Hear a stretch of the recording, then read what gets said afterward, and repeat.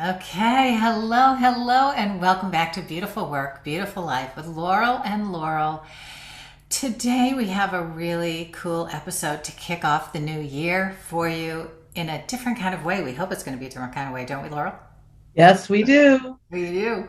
Different kind of invitation to thinking about setting goals for the new year. One of my favorite things to do, I I have to know. tell you. Yeah, well, it's interesting. Okay, so our topic today for our listeners is setting goals for a beautiful life. So, thinking a little like we want you to like feel into the reality of, we get really caught up usually in setting goals for work, career, sometimes for sports, something we want to accomplish, right? But we don't think of it in a more like yummy way of if I really want to live a beautiful life, what would my goals be to actually achieve that, right? And so we want to invite you into thinking that way today. And hopefully the whole month of January you'll think like that and kick off the Mhm. year so that you can really feel like you're starting, to live the beautiful life you want.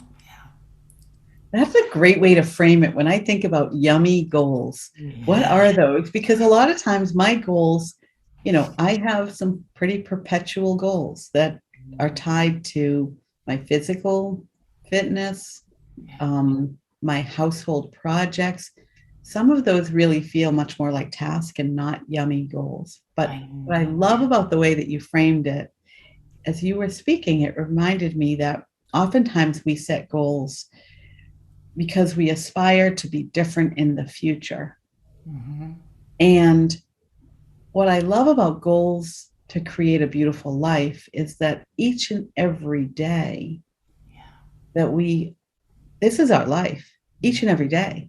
Yeah. It's not a big aspiration for the future. It's how are you going to create that beautiful life Yeah. Yeah. each and every day? I know. I know. It's so cool. It's so cool to think of it that way. And it's also, I think that what I want to say about the bigger process of this for anyone who's tuned in and really going to get on board with this way of thinking is the more quickly you resonate, if you change your state, the state that you're in, to be living the way you want to live, the more rapidly everything in your life changes. And so it's really about changing our inner state. And when we think about goals for a beautiful life, it's really then it becomes more about, ultimately it is about changing our state, and we'll speak into that, and we'll even give you some suggestions at the end, so stay with us. So we'll give you some ideas of how to do this process, right? Yeah. Yes, because it is a process. It is a process, and it's such a, look, there's parts of it that are messy, there's parts of it that are ugly. When we talk about the beautiful work, we know that it can be hard, we know that it can be painful at times, but the reality is when we walk through that, what we're doing is developing these muscles to learn how to carry that kind of experience and be in that kind of experience and evolve from that experience. And then we feel like it's worth it, right? We're not just sitting in the pain. We don't feel like we've just been there and nothing's come from it, right? The goal is to feel like everything that we experience, something good comes from it eventually. And Mm. so that's the pathway that we're talking about here. Yeah. Yeah. What a good reminder. It is messy and sometimes it's dark, painful, uncomfortable, but it reminds me of any form of creation, Yeah. Yes. whether it's artist, pottery, Yes. um, growing a garden. There's messy work Yeah. that's required in order to have the beautiful outcome of whatever it is that you're creating. And so creating a beautiful life is no different than that. That's right. And our ability to like, be messy in the garden, right? And just go, okay, there's nothing here right now. And I've got maybe weeds and I've got to get those out and get something else in or whatever, like really allowing ourselves to know that the whole process, the whole creative experience is part of yumminess, the juiciness, right, of living the beautiful life. And so even the messy parts, we want to learn how to open fully to, so that we aren't in that resisting, conflicted place. Instead, we're just going, oh, this is the messy part, and I can do this, right? I just got to get through it. Yeah, yeah. I have visions of myself with dirt on my forehead from wiping the sweat off my forehead with dirty hands, or throwing clay, right? That is messy. I know. But I it's so know. much fun. Yeah, so good, so good.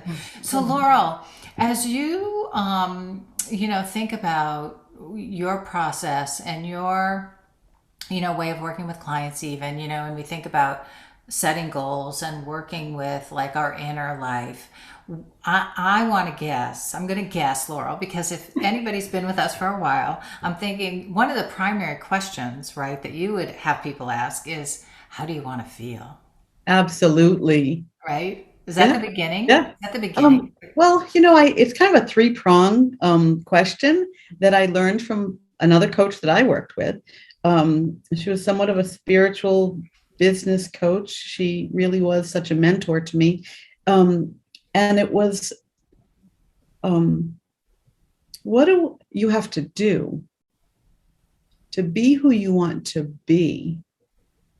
And she would say to have what you want to have, but I've changed that last one to and feel how you want to feel. So Right. when you think about how you want to feel, you really have to go back to who do you have to be to feel that way? Yeah. And what do you have to do in order to be or become who you need to be?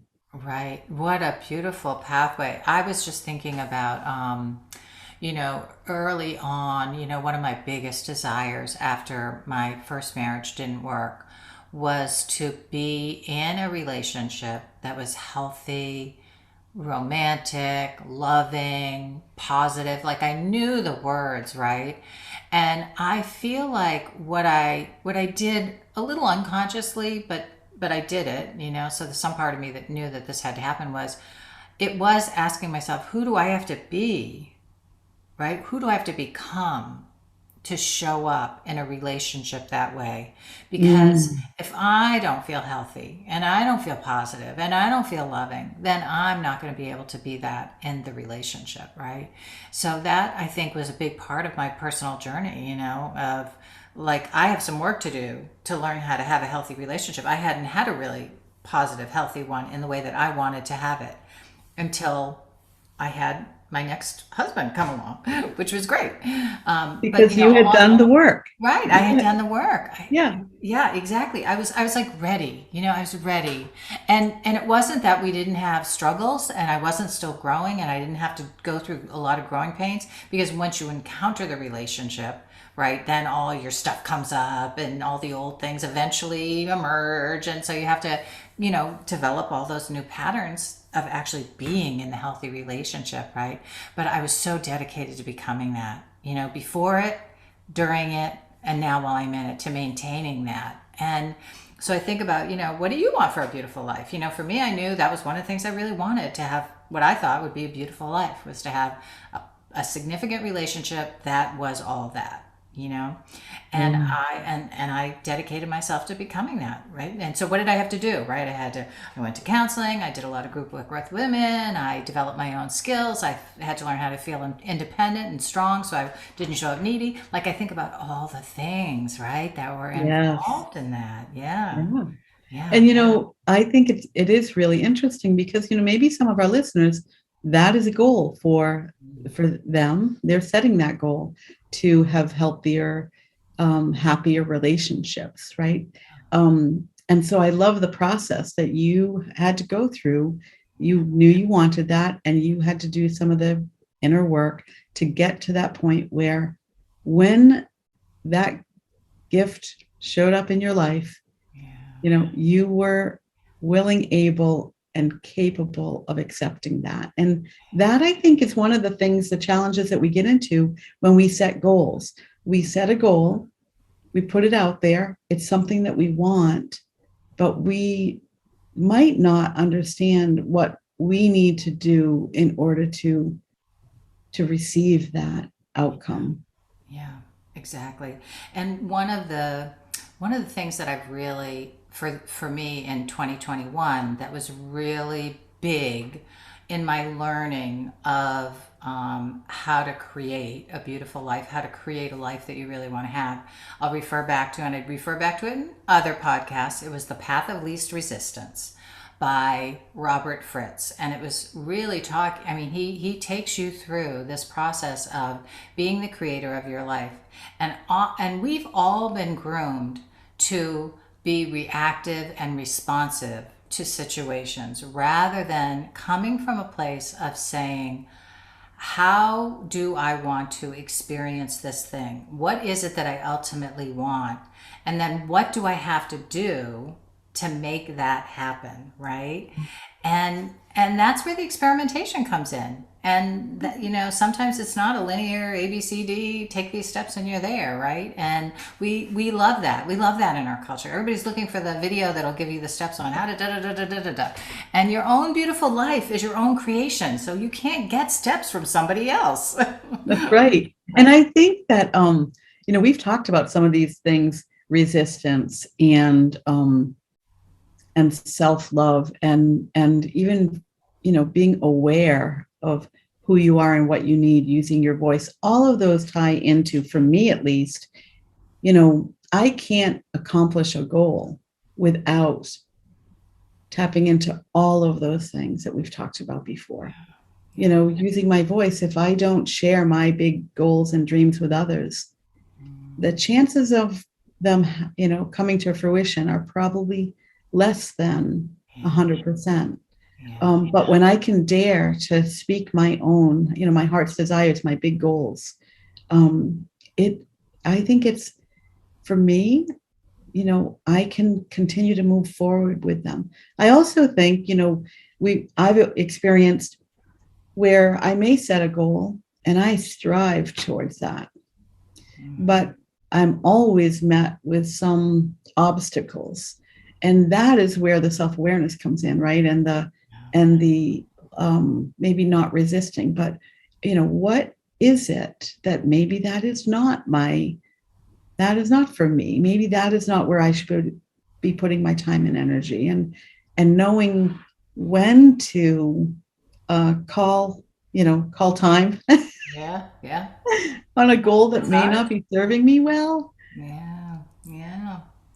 I know. That's one of the practices that I think is really hard, because I think culturally, when we've come to that juncture, for some reason we're in the habit of calling that failure, versus that's just not getting me where I want to go, right? Yeah. And it's not that it's a failure, it was an experiment to begin with, and it just didn't work, right? And so that wasn't the right combination of elements to produce the result that you wanted.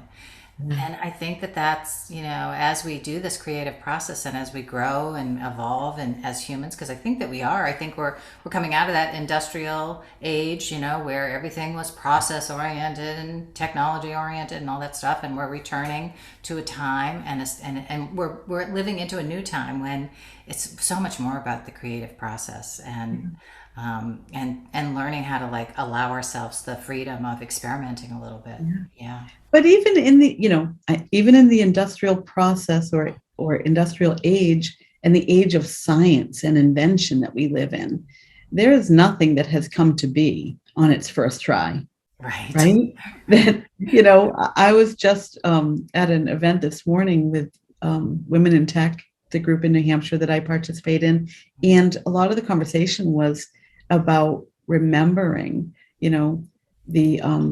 the need for failure, because it is truly trial and error that creates the next invention. Right. And somehow I think we've forgotten that our own life could be, a series of laboratory experiments, right? Yes. We try something, and if it's not for us, we let it go, right? And we do that a lot. I mean, I do that with food. I try a particular food and I go, oh, that was interesting. My family knows I don't love that. I may never eat that again, but I tried it.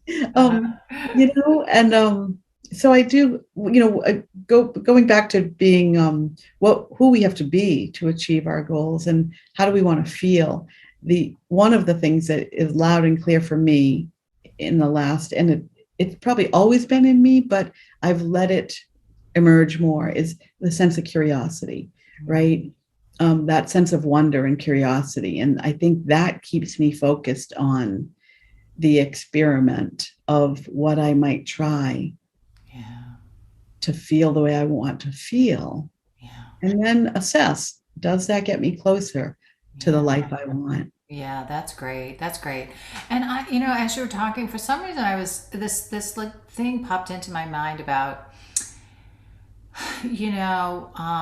the idea of when we have a big goal, like let's say we had a big goal to be a public speaker and we hadn't done any of that, right? That's a really big goal. And it's a worthy goal, right? But in order to become like a public speaker, and especially if you want to be a sought after public speaker, like that's a really big path, right? There's a lot that goes into that. And what I think of, along the trajectory of that path is something in you, like recognizing something in you wants to have your voice heard, right?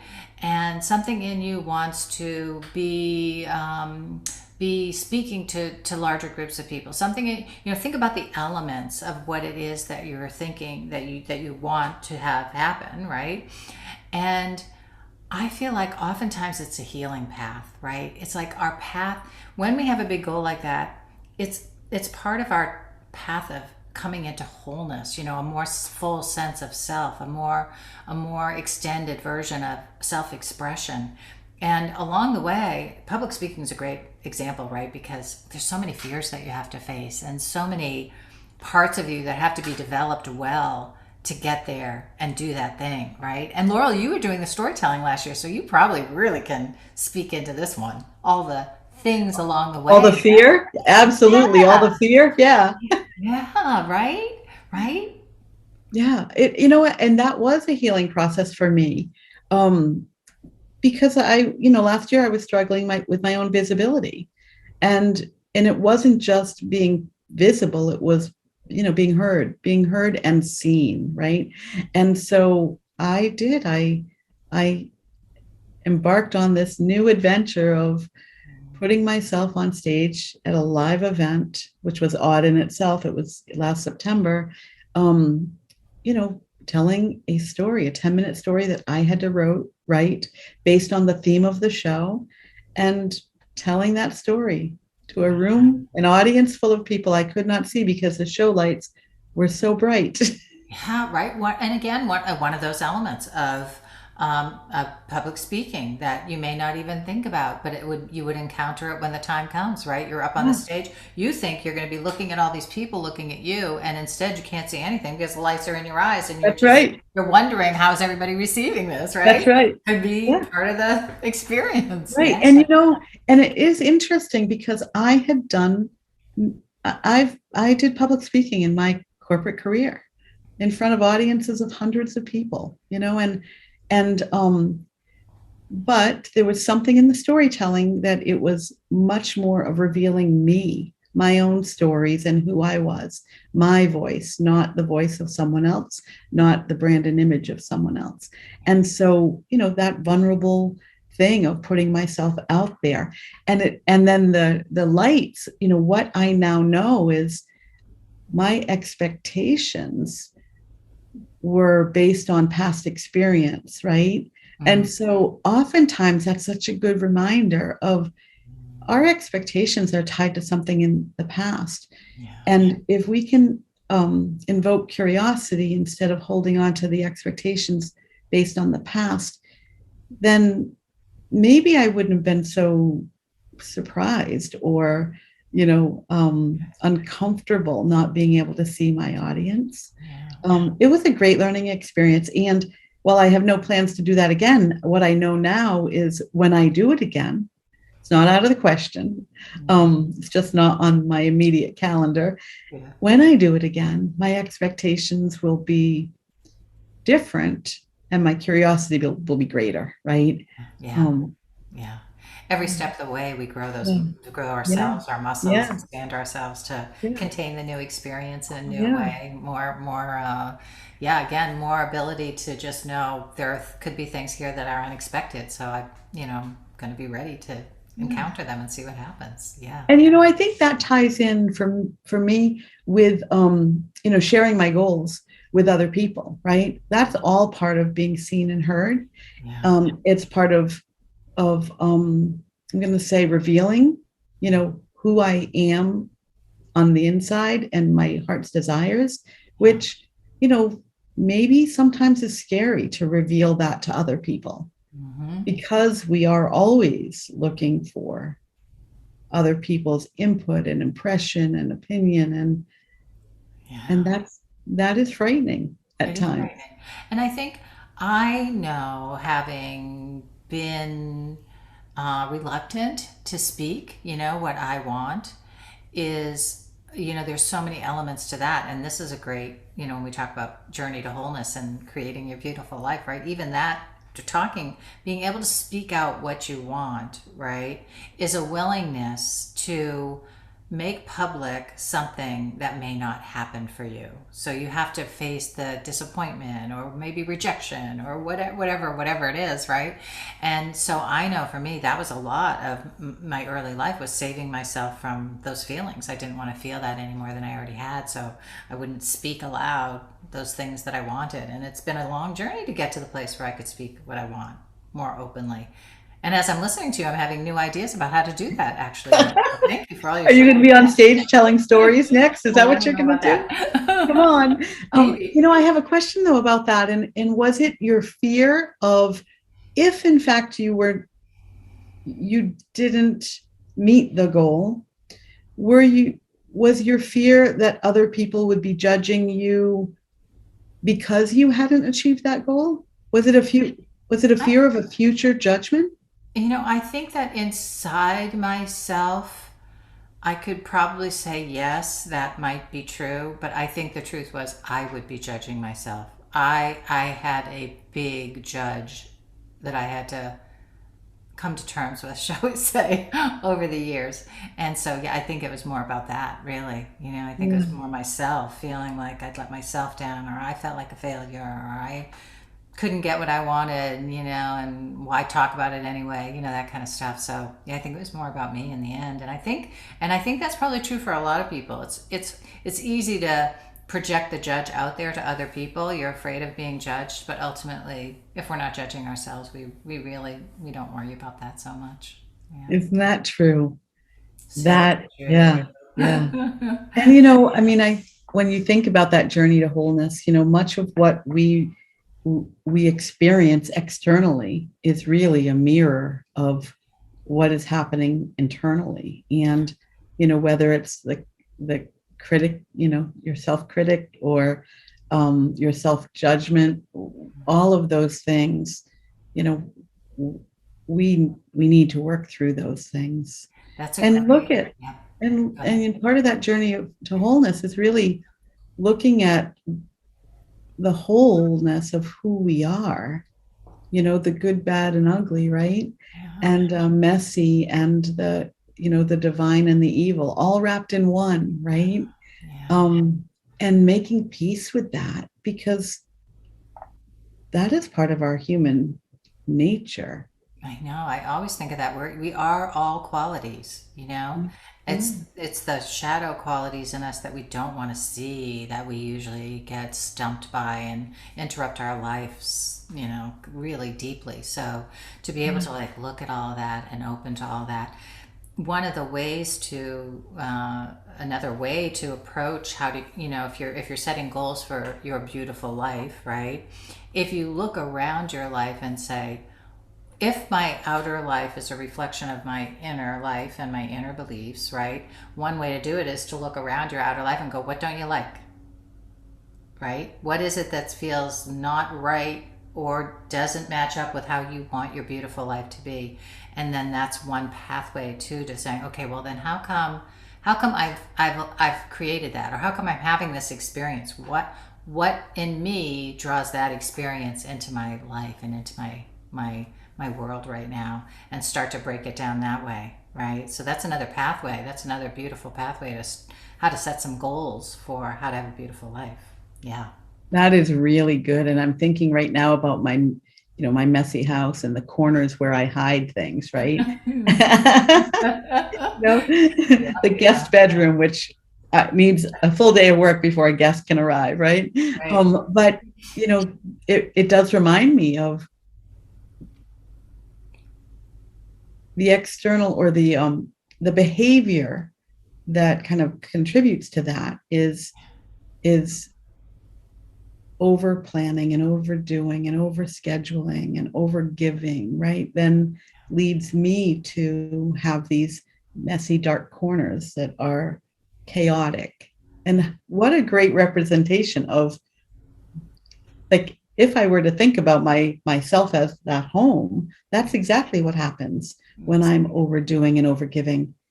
Right, right. You don't I've have time got to take care of yourself. All no. stuck in the messy corners because you don't have time for it. Right? It's true. That's so true, though. I've thought about, for me, lately, I've noticed my closets are cleaner than they used to be. So I feel like, just like you, right? The pathway has been, I'm trying to clean up my messy corners, right? I'm working on cleaning up my messy corners now, and I'm doing a better job, right? But it's a journey, and to be able to see it that way, that's what you're actually doing, right? And Yeah. that's actually really beautiful. Like, if you go over and say, I'm going to just clean up that messy corner because I feel like something in me is going to shift if I do that, because something in me is allowing that to, like, do it in tandem. That's wonderful to watch and observe. Yeah. Make it an experiment. Make it fun. Like, I cleaned up that messy corner. If I can keep it clean, what might change in my life? Right? Could you Yeah, imagine? I know. Yeah. I know. I want to So, say something about goals too before we wrap up pretty soon, Laurel. One of the things I want to say for our listeners is I have a time in January where I do kind of, do my goal setting for the year. But my bigger experience of really feeling into, like, what do I want in the year ahead comes more organically at my birthday time. And so for people that don't resonate at all with this January 1st, I got to set a bunch of goals stuff, I would say tune into yourself and see if you have the urge to do it just around your birthday time. Sometimes it comes a little before, sometimes it comes right at, it might come after, but that's our natural cycle of rebirthing ourselves and coming. That's our time when we came into the world, and so often that energy is there to to motivate us, right, and to be called into in a more natural way. Yeah, yeah. Do you find so that at nice. your birthday? Oh, your I birthday's in do. January. I do. My birthday's in January though, so I get, the entire season of January feels right for me. It feels Mm, like a new year, and then my birthday, and then Chinese New Year is right after my birthday. So I'm in this whole season of new, right? yeah, yeah. And that feels really good to me. So I typically do a lot of reflection of the year behind me or years behind me, um, in January, and then really looking forward to the next year. Yeah, And what do I want? Where do I want to grow? How do I want to be that's different? yeah. Um, and that's exciting to me. I I have a life map that I use, and I discovered it probably 8 years ago. Um, but it has a few different points, and one of them starts with, what legacy do you want to leave? Mm, Um, what do you want to experience? What possessions do you want to have? I should know the next one, but I don't. But there's 4 areas, right? That, but I think about that a lot. What legacy do I want to leave? And am I living a life that is putting me closer to leaving that legacy? yeah, yeah, yeah. And those are big, long term. I Very. plan to live to 100, so That's right. I am too. It's in my genes. Yeah. So that all those questions are really great for our listeners. I hope if you've been listening to the podcast and you're this far along, go back. and just recapture the questions, come through and make sure you get those questions. Although maybe we'll put them in the notes this time. I think that would be really Yeah, I helpful think for that'd both be of us to do fun. that. Yeah. And, and so, Laurel, as we kind of wrap up here on this, first I want to say Happy New Year to everybody and Mm. thank you for being with us. I hope that we spend the whole year together here at Beautiful Work, Beautiful Life. One of the things that Laurel and I have done and will be talking more about is talking about supporting women and coming together in a group for beautiful work, beautiful life. And so we want to make sure everybody knows that that's going to be part of our year ahead in some way. So stay tuned. We'll keep you posted to see how that goes. But we want to make sure that anyone who wants to do this beautiful work has a space to do it in and a space that they feel drawn to. So if you're drawn to working with us, stay tuned. Will be more to come, right? Can't wait. Can't not wait for that. Yeah, Yeah. yeah, me too. Yeah. So these questions, I would say the questions that were coming up too for me as I was kind of thinking about it before we got on today to record was how do you want to feel? How do I want to feel? And if you're kind of stumped with that, you can think about. I love the idea of reflecting too, Laurel. You were talking about reflecting on the year past, so maybe thinking about, how did you feel a lot of last year that maybe you don't want to feel anymore? Because that will help lead you. If you're struggling with what you do want to feel, sometimes we can start with what we don't want, and that will help start to shape it up a little bit. Yeah. Yeah. Yeah. So thinking about that. And even more, what do you want more of? What do you want less of in your life? You know, Mhm. thinking about looking at your day to day life. Yeah. And what else for you as you think about, I think about largely my goals, they fall into categories, but I think about goals that are tied to my values, right? How is it I want to be living in addition to how I want to feel? But, for me, many of our listeners know, and everyone in my life knows, I live by two seasons, my summer and my not summer. And, and, um, wherever I am, I want to be connected. I want to live in community. Um, I want to live in service. And so a lot of my goals for my seasons and my year are tied to those things. yeah, You know, how do I experience more community and connection? And how do I live in greater service? And some of my goals, you know, as minor as they may sound, cleaning out the junk drawer, that really is in service of someone else and myself. Let's yeah. not be fooled, right? My goals serve myself. And I think that's important for our listeners to remember. There is no goal that is in our heart that we are not worthy of at all. Yeah, yeah.